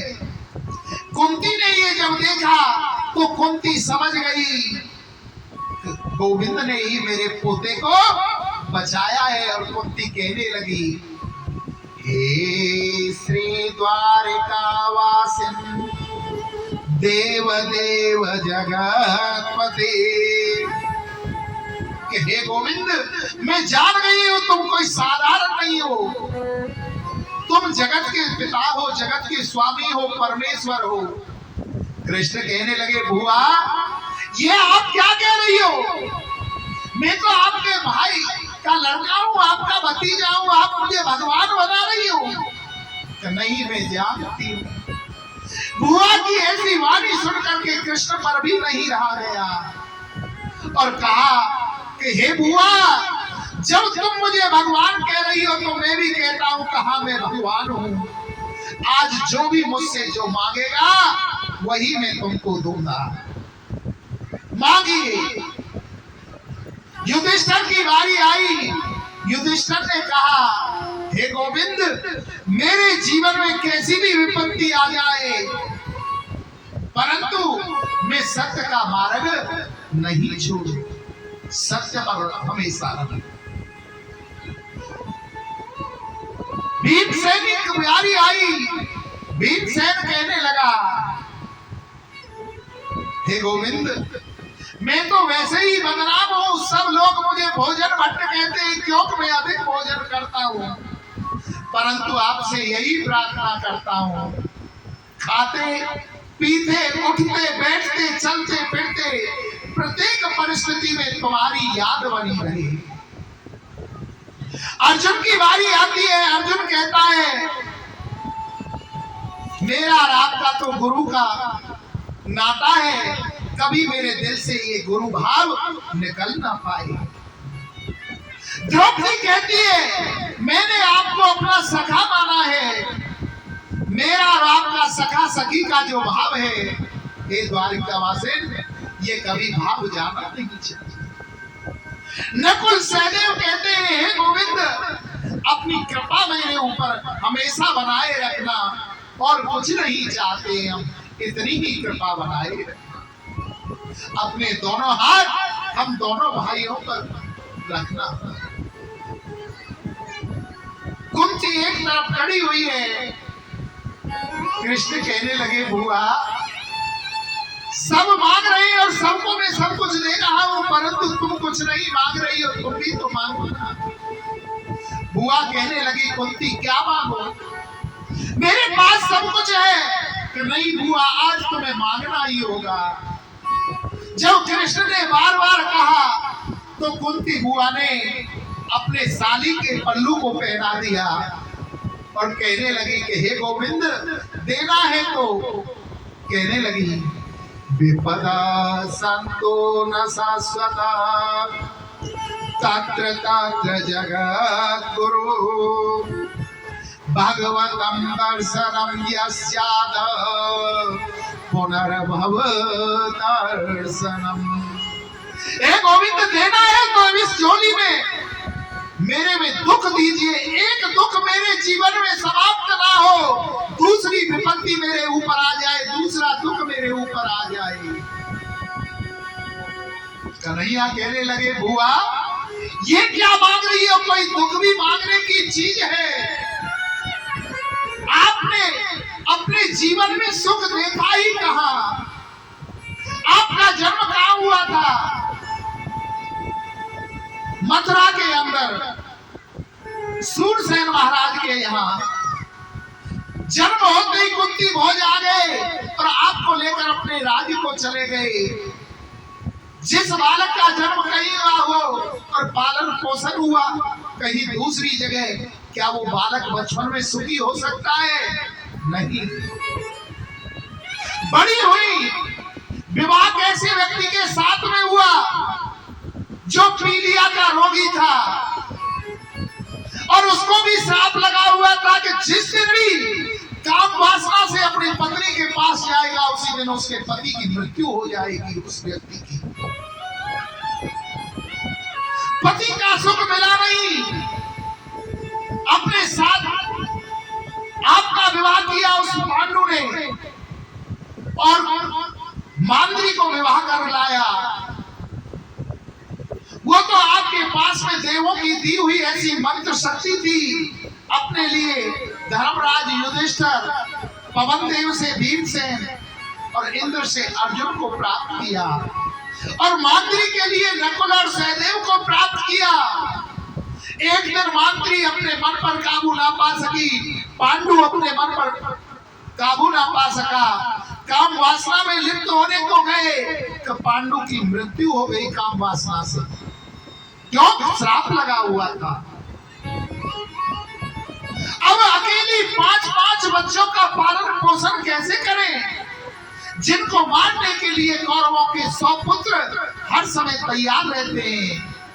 कभी विष लेकर के, कभी नदी में गिराकर, कभी लाक्षागृह में जलाने का षड्यंत्र रचते हैं और कभी तुम्हारी पुत्र वधू को बड़ी सभा में लाया जाता है निर्वस्त्र करने के लिए। 12 वर्ष का वनवास, 1 वर्ष का अज्ञातवास।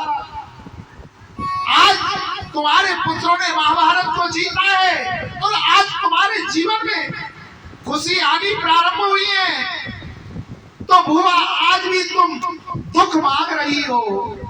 दुख कोई मांगने की चीज है।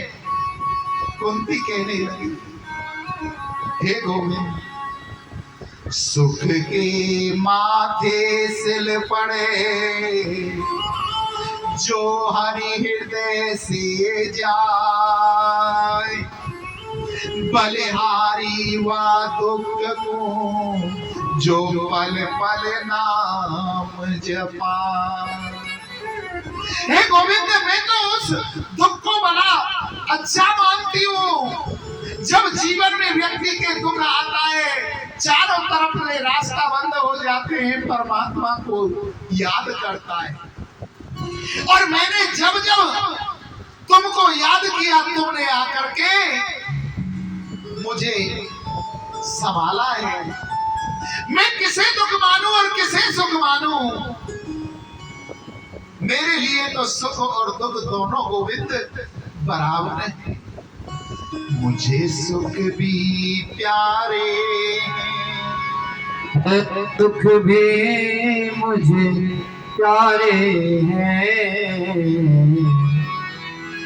दुख भी मुझे प्यारे हैं।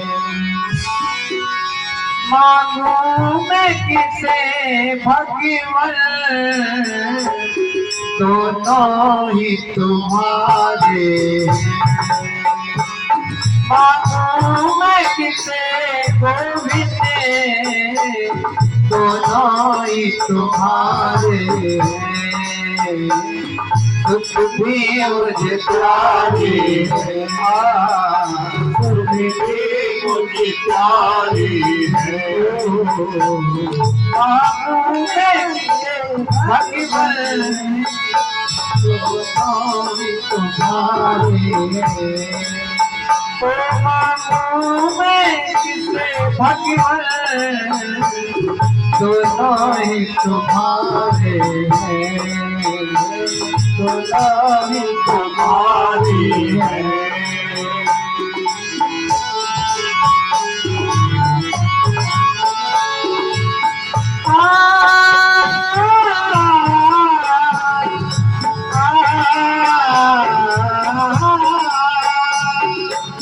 चाहे नहीं कोई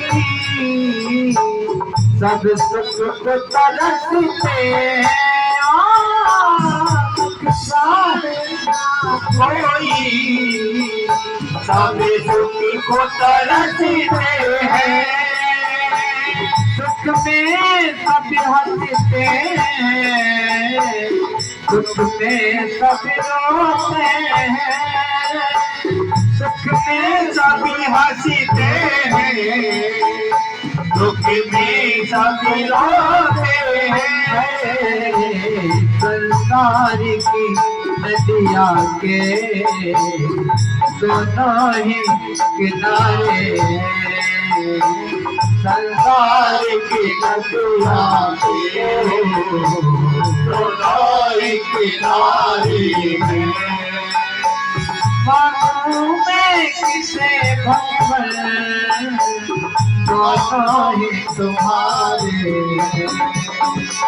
मांगू भगवन दोनों ही तुम्हारे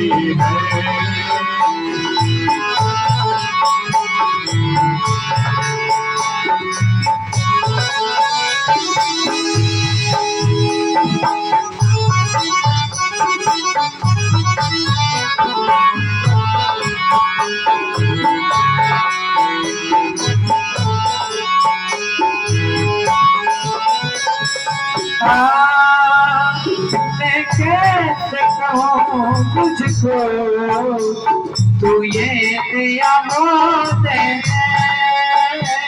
मैं कैसे कहूँ तुझको मुझे ये दे मैं कैसे कहूँ गोविंद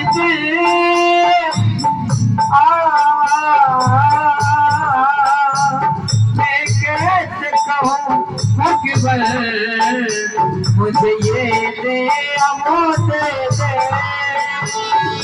कैसे कहूँ भगवन मुझे ये दे अमोते दे जो भी तेरी मर्जी हो मर्जी से तुम्हें दे दे जो भी तेरी मर्जी है मर्जी से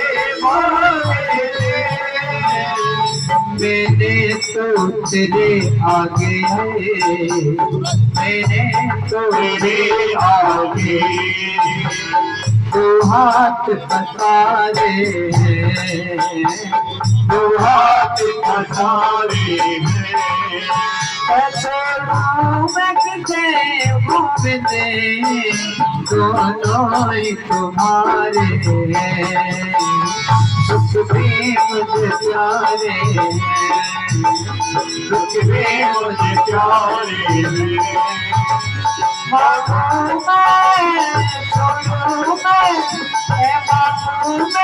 किसे भगवन दोनों ही तुम्हारे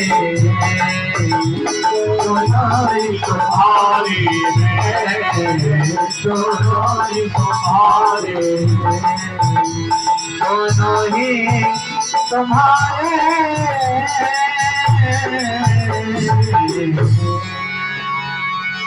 बोले गोविंद भगवान की जय जय श्री राम साधु जी सीताराम सीताराम प्रेम से बोलो राधे श्याम राधे श्याम। आज गोविंद ने जो जिसने मांगा उसे वो दिया। फिर गोविंद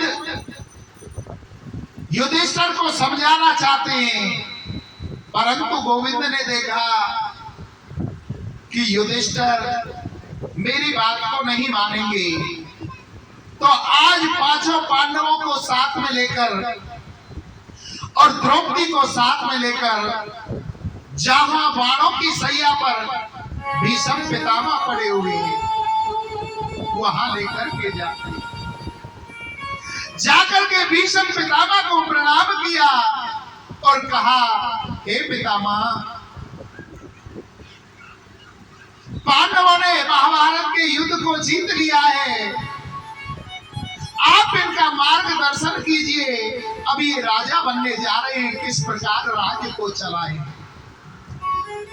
भीष्म पितामह कहने लगे कि हे गोविंद, तुम बड़े दयालु हो, ये शिक्षा तुम भी दे सकते थे, परंतु मुझे बड़ा बनाने के लिए आप इनको पांडवों को मेरे पास लाए। मैं तुम्हारे कहने पर इन्हें शिक्षा दूंगा। आज भीष्म पितामह पांडवों से कहते हैं, दान धर्मान राज धर्मान मोक्ष धर्मान विभाग स्त्री धर्मान भगवत मान धर्मान समान योगत। कि हे पांडव, तुम राजा बन गए हो और राजा का कर्तव्य है कि अधिक से अधिक परिश्रम करना चाहिए, अधिक से अधिक मेहनत करनी चाहिए, अधिक से अधिक धर्म करना चाहिए, धन कमाना चाहिए। जब तुम अधिक धन कमाओगे तभी प्रजा की सेवा कर पाओगे। परंतु धन कमाने के साथ साथ शास्त्रों में लिखा हुआ है क्या? धन पवित्र सेवा किए, धन पवित्र करे दान, मन पवित्र हरि भजन सो द्रवित होत कल्याण। जो हमारा ये शरीर है, ये कब पवित्र होगा? जब हम इस शरीर से अपने माता पिता गुरु और बड़ों की सेवा करेंगे तो तन पवित्र होगा। तन पवित्र सेवा की, धन पवित्र कर दान, और धन कब पवित्र होगा? जब उसमें से हम दान करेंगे तो धन पवित्र होगा, नहीं तो उस धन में कैसी जंग लगेगी। डॉक्टर के जाओगे, हाल में हाल फेड़ हो गया, अटैक आ गया, डॉक्टर ने 20 लाख मांग लिए तो 20 लाख का इंतजाम करके देना पड़ेगा। वहां मोल भाव भी नहीं कर पाओगे। संतान शराबी कबाबी ज्वारी निकलेगी, ऐसे स्थानों पर धन खर्च होगा। अगर उस धन को पवित्र करके रखना है तो उसमें से दान करते रहना चाहिए।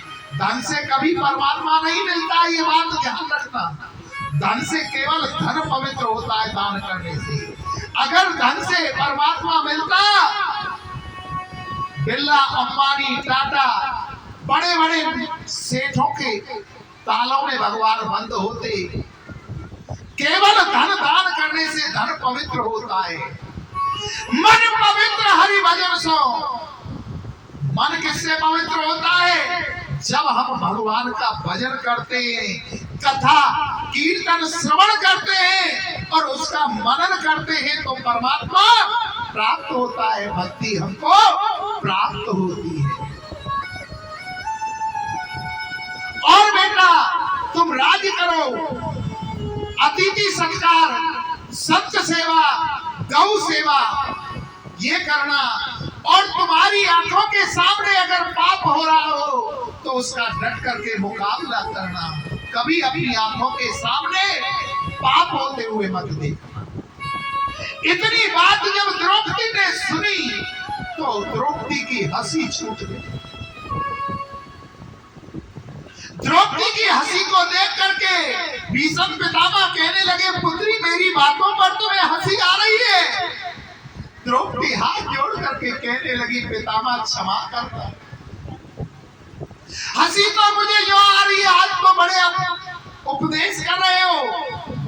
जिस दिन भरी सभा के अंदर मुझे लाया गया था, खींच करके मेरे केसों को पकड़ करके मेरे वस्त्र निर्वस्त्र करने के लिए, उस सभा में सबसे आगे आप ही बैठे हुए थे। आप अगर एक बार दुर्योधन से मना कर देते, क्या ताकत थी जो मेरे वस्त्रों से हाथ दुशासन लगा सकता था। भीष्म पितामह कहने लगे कि हे पुत्री, आप सत्य कह रही हो। उस समय मैंने दुर्योधन का अन्न खाया था, और कहते हैं जैसा खाए अन्न वैसा हो जाए मन, जैसा पिए वाणी वैसी बोले वाणी, जैसा पानी पिएगा वैसी वाणी। मैंने दुर्योधन का दूषित अन्न खाया था, और उस अन्न के कारण मेरे शरीर में जो खून बना था, रक्त बना था, वो पाप का था, वो बोल रहा था। उस समय में शांत रहा, जो अधर्म का साथ देता रहा। पुत्री, मुझे आज 54 दिन हो गए इस वाणों की सैया पर पड़े उपड़े। एक एक रक्त की बूंद मेरी निकल गई है, मेरी वाणी शुद्ध हो गई है, तो आज मैं ज्ञान की बात कर रहा हूं। वैसे महाभारत का युद्ध 18 दिन चला था, 54 दिन क्यों रहे थे वाणों की सैया के ऊपर? क्योंकि जिस समय युद्ध चला था दक्षिणायन थे सूर्य, और जब उत्तरायण आए तब भी पितामह ने अपने प्राणों का परित्याग किया था। आज पांडवों को शिक्षा दी और कहा कि पांडवों अब आप पीछे हो जाओ, मुझे गोविंद से 2 बात। हे गोविंद, तुम बड़े दयालु, मुझे एक बात बतलाओ। मुझे अपने 124 जन्म याद हैं, मैंने कोई 124 जन्म में पाप कर्म नहीं किया, फिर मुझे बाणों की सैया क्यों मिली? गोविंद कहने लगे पितामह, आपका 125वां जन्म नहीं हुआ था, उसमें भी आप चक्रवर्ती राजा थे, वो आपको याद नहीं, वो मुझे याद है। उस जन्म में आप अपनी सेना के साथ में शिकार के लिए जा रहे जंगल के मार्ग से, आपके पीछे हाथी घोड़ा आपकी सेना आ रही थी, अक्षौणी सेना। जब आप जा रहे थे तो मार्ग में से एक दुमई उसे कहते हैं जिसके दोनों तरफ मुख होते हैं, सांप का दूसरा रूप होता है, और उसकी इतनी मंदी चाल होती है, अगर वो पूरे दिन चले तो मुश्किल से 1 किला को पार कर पाती है, इतनी मंदी चाल होती है। वो दुमई उस रास्ते को पार कर रही थी, आपने देखा कि पीछे से मेरी अक्षौणी सेना आ रही है, ये दुमई हाथी घोड़े के पैरों के नीचे कुचल करके मर जाएगी। आपके मन में दया आई और आपने उस दुमई को अपनी चाबुक से उठाकर एक तरफ फेंक दिया, परंतु आपने ये नहीं देखा वो दुमई